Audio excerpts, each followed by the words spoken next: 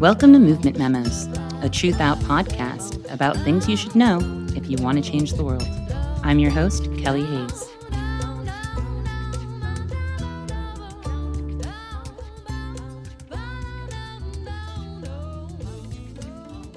Like many of you, I'm exhausted, and this won't be a regular show.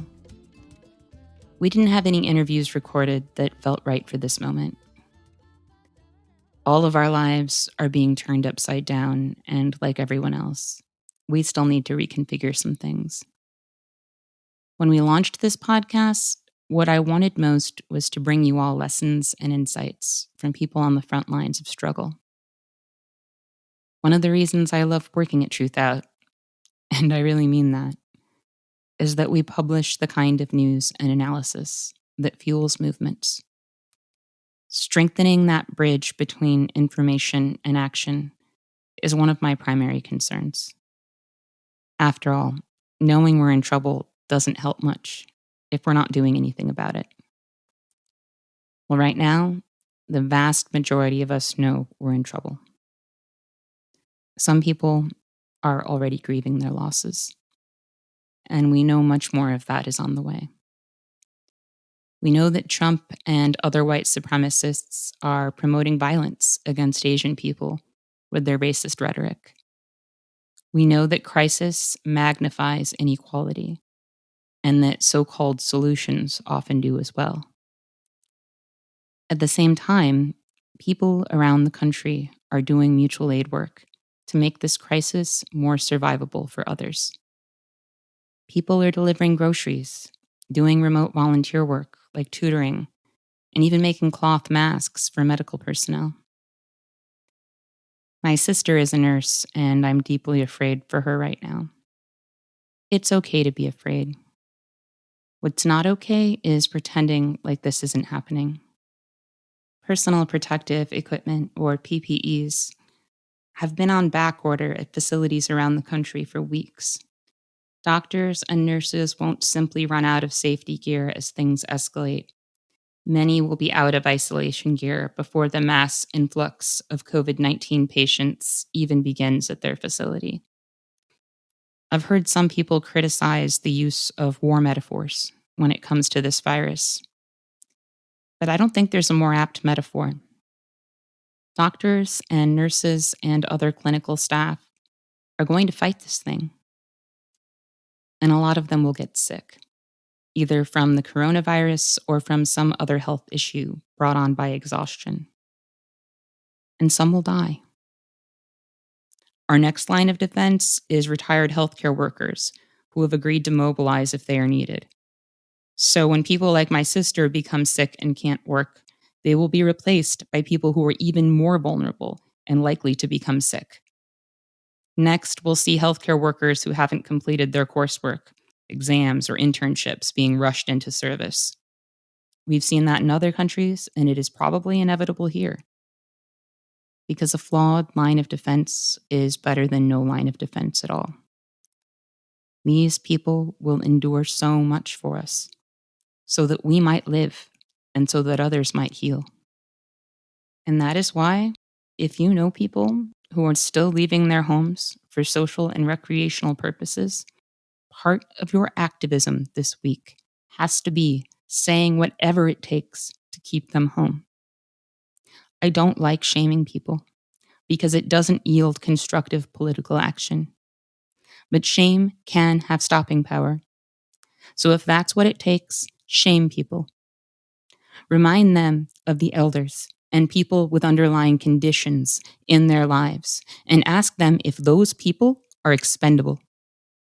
Tell them about my sister and the doctors and nurses who are already running out of masks. I will say right now to anyone who is listening who might still be going out just for kicks, there have been moments throughout history, after an unfathomable loss, when people have had to live with knowing that they allowed it to happen, or even helped make it happen. People tell me that selfish people won't care. Some won't. But it would be ahistorical to assume that everyone will escape the guilt of knowing they didn't listen. Some of us have already been ordered by our state governments to shelter in place, but there are a lot of people out there for whom reality hasn't sunken in yet. And once it gets real for them, and people in their communities or even their families start dying, there will be no takebacks. It's not too late to save lives, but you have to take this seriously. We have to fight for every life, and that means fighting to keep everyone we can at home. The people who have to go out in this, no matter what, do not need anyone creating more links and potential chains of infection. Staying at home is an act of solidarity. It may be one of the most important collective asks that has ever been extended to any of us, because millions of lives are at stake. And we, as a society, have not been getting this right. I know it can be hard to talk about these things. I know some of you are just trying to stay busy, and that some of you are just trying to zone out. And some of us are doing both. It's okay that you don't have this situation figured out yet. I don't either. I created this show to strengthen organizing and to help folks find a path to that work. And now the work itself is being radically reimagined. What will we do in place of rallies, sit ins, and marches? How will we cause disruptions while practicing social distancing? Those questions have answers, and it'll take a minute to sort through it all. But I believe the answers will be profound. Protest has always required us to dream up new configurations of disruption, in spite of all impediments, and somehow make it work. I see a lot of people talking about when things get back to normal, and others saying that things will never be the normal we once knew, or that we shouldn't be trying to get back to normal because we need to learn and grow and for things to be completely different. I think there's truth in all three of those ideas. For people who've accepted the severity of things, wrapping our arms around our friends may seem so far off that it doesn't feel real anymore. But we will hold our friends again. It's true that some things will never be as they were. How could they be? Catastrophes leave their mark on societies. Which brings us to that last part about what we should want to see happen. This catastrophe, however long it lasts, will have a permanent impact on who we are and how we live. It's up to us to decide what that transformation should look like and how we fight for it. Right now, politicians are arguing about what relief we should be offered. A lot of that is about keeping commerce afloat. But our political leaders aren't just afraid of economic collapse. They're afraid of us. Because there are a lot of us. And if we suddenly decided that we weren't willing to politely suffer and die on this government's terms, they would have a serious problem. The worst thing we could do is sit back and let this moment be something that simply happens to us. Make demands. Leverage whatever you've got, whether it's your labor or some form of disruption that you can carry out at a distance. This is not a time for resignation or to hope for the best. Disaster capitalism and authoritarianism are looming threats that we simply cannot ignore. We have to find ways to act now. One of the only acceptable reasons to leave the house right now is to do mutual aid. People who aren't high risk are driving food to people who can't leave their homes, even as we speak. Shout out to all my friends who've been doing that work. Emily and Carly, Delia and Tanuja, and all the rest of y'all. Thank you for showing everyone who we really are in Chicago. People talk trash, but I love my city, and the people here love each other. There may be an organized mutual aid situation where you live, or you may need to build relationships to make one happen. Fortunately, there are great resources out there on how to build connections for the sake of mutual aid, even in these difficult times. And I will be linking some of that stuff as well. There are also things you can do from home. I recently connected some volunteers with a tutoring program that serves refugee children. Some of the folks who are making cloth masks for medical personnel will be dropping some off with my sister tomorrow. By the way, if you're thinking cloth masks aren't good enough, you're 100% right. Nurses who are running out of respirator masks in some cities are asking for cloth masks for a better than nothing effect. And to me, it's kind of like someone asking you for a hoodie during the polar vortex. It's not going to save them, but it might help them hang in a little longer, and it might do a little bit of good. And it also shows that you care. And they need to know that right now. But if you make them, be sure they are accompanied by messaging that makes clear that they are a small gesture of solidarity in a larger fight to get workers the supplies they need. Pressure officials at every level of government to work with manufacturers to get more PPE into the hands of healthcare workers. There is no substitute for that advocacy right now. Some people have asked me what I think folks who want to help should be focusing on right now. So I want to make some suggestions on that before we part ways for the week. Last week, we talked about the fight for emergency decarceration. Unless you believe that everyone in pretrial detention deserves to die, or that children in cages deserve to die, or that people in immigration detention and prisons all deserve to die, you should be demanding the release of as many incarcerated people as possible. Those campaigns are ongoing. Demands are being made and call ins are happening. Find one of those efforts and get behind it. You can also contribute to bail funds that will be working up to the last minute to get people out. There are ways to help, and there are helpers out there.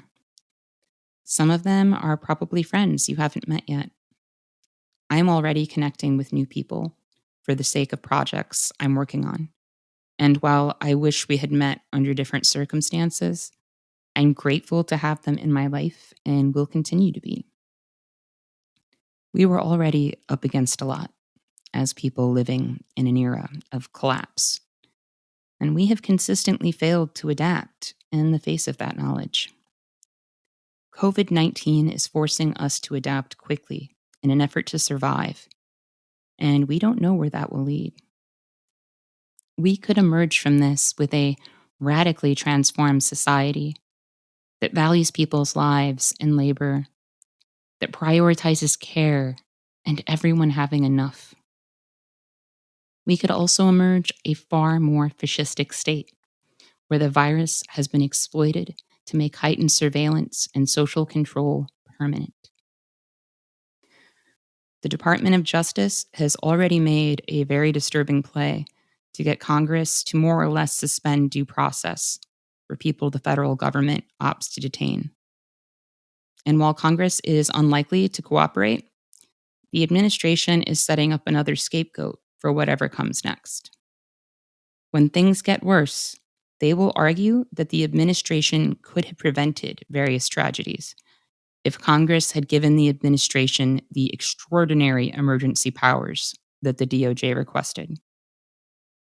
Fascists win frightened people over by promising them a return to prosperity, or that their lives can remain the same in a time of tumult. Americans are very vulnerable to demagoguery right now. The politics we practice now could determine what our struggles look like on the other side of this thing. We cannot afford to embrace helplessness, even if we feel helpless. We have to find ways to act. In the coming weeks, I'll be sharing some thoughts, as usual, and talking with guests who I think can help steer us in the right direction. I'll be talking with Shane Burley about how we can fight fascism while constrained by this contagion. I'll also be talking with Miriam Kaba about digital organizing and with Lisa Fithian about how we can take direct action in our changing world. The purpose of this show is still what it was in the beginning, for us to get our collective learn on and be better prepared for the work ahead. I think that objective is more important than ever. We have something to say about how many of us make it through this and about what our future looks like. So even if we're afraid, we have to ask ourselves, who do I want to be in this moment? No one's identity is fixed, and there are no good or bad people. Our lives are an ongoing series of choices. Personally, I believe in us. And I believe that a lot of you will choose to do good and to remember that the good you do matters. Until next time, be kind, be brave, and take care of each other.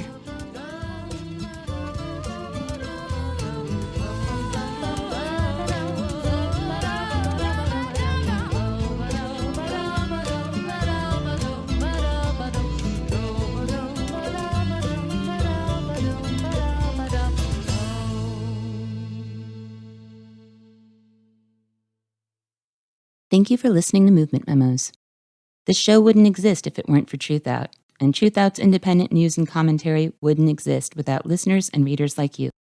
We have no paywalls, no corporate sponsors, and no ads, except for fundraising appeals like this one. So if you can and would like to support our work, please consider dropping by truthout.org to make a donation today.